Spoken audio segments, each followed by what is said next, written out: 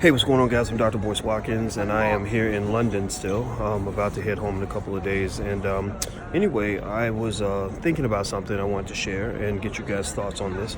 I was thinking about Jeffrey Epstein. Now, if you don't know Jeffrey Epstein is a billionaire who was caught up in a really heavy sex scandal, sex trafficking, young girls, systematic operation of I think 80 something women or something, young girls. They weren't women. They were 12, 13, 14 years old.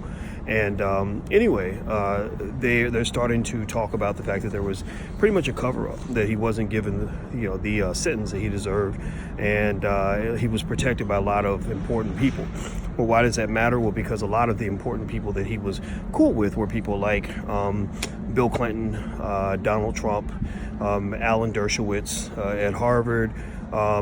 There were lots of others. The list kind of goes on and on. I can't remember all the other names that were in there. But a lot of them would fly on this plane called the Lolita Express, where apparently they would go to a private island and pretty much just have all these young girls waiting for them or whatever. Now, here's the thing.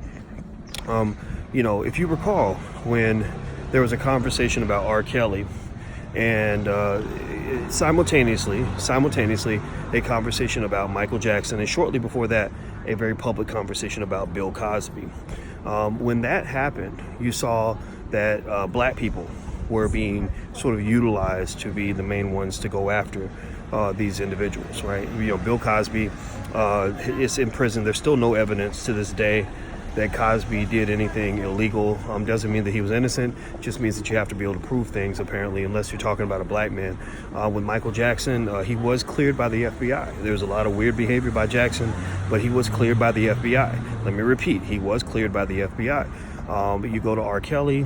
We know R. Kelly, he's a creepy dude. He's done some bad stuff. I'm not going to defend R. Kelly by any stretch. But there was a whole documentary about R. Kelly, Surviving R. Kelly. There was the big interview by Gayle King.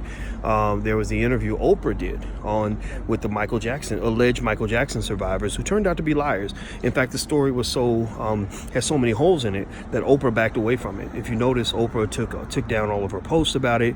She stopped talking about it. She stopped being public about it. I didn't stop being public about it because I thought it was bullshit. I just thought it was kind of unfair to go and attack a dead man and try to ruin his reputation, and you're not giving him a chance to defend himself. I mean, if you're going to go after Michael, go after him when he's alive. When he's dead, he's dead. You can't, and again, you got Elvis Presley and all these other white folks that have done the same damn thing, but yet somehow Oprah gets tone deaf when you talk about that. When you bring that up, she ain't got nothing to say, right? So, and I find that fascinating how they're very quiet. Now, here's another thing I know Oprah is probably going to be quiet on. Gayle is going to be quiet on. Two, the Steens, Harvey Weinstein, which she still has remained very quiet about, and Jeffrey Epstein. Now, I don't know if the Steens, I got to look that up, but I'm wondering if they are part of the Jewish community, right? Which is connected to a lot of wealth and power. This is just what it is. I'm not being anti-Semitic, I'm just telling you the truth. Or, also these are white men. And I wouldn't be surprised if you look at Jeffrey Epstein's long list of billionaire connections. I'm sure Oprah and Gayle might be in the Rolodex, right? And so and we know that if they're not in his Rolodex, we know that they're in the Rolodex of Bill Clinton, who was involved with the Epstein scandal, and a lot of other people. I got to go down and look at the list. So I'm just going to say that I find it really fascinating that these Negroes get real quiet. They go deaf mute when it's time to talk about massa, but when it's time to go hard on black men and ruin the images of black men all across the world, to make black men the face of predatory behavior, to basically just sort of paint this idea that black men are the original predators, they get real loud and real bold and real strong and courageous. Right there, we're taking on the issues. We want to know the truth.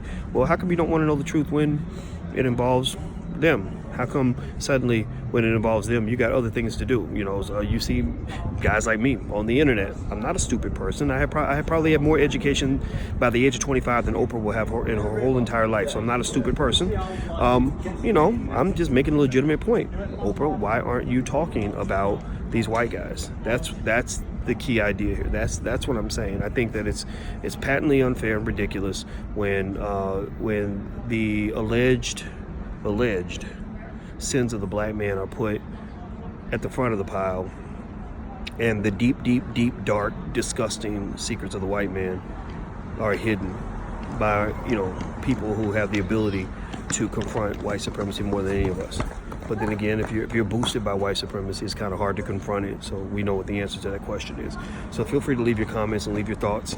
I personally think these issues need to be discussed. They need to be discussed publicly. And I'm not Oprah. I don't have 10 million subscribers, but I do have about 500,000 on different channels and different platforms or whatever. And I want to talk to those people because I think these conversations need to be had. So anyway, I'm out of here, guys. Please hit the thumbs up button, hit the share button, hit the subscribe button, and I'll be back in the States in a couple of days.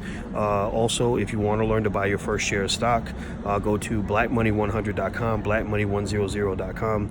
I want to get 1 million black people invested in the stock market by the end of the year 2020. So we got a year and a half to get it done. So I hope you'll sign up all your relatives and learn to invest, because that's the key to black wealth. So hit the thumbs up button. See you soon. Peace.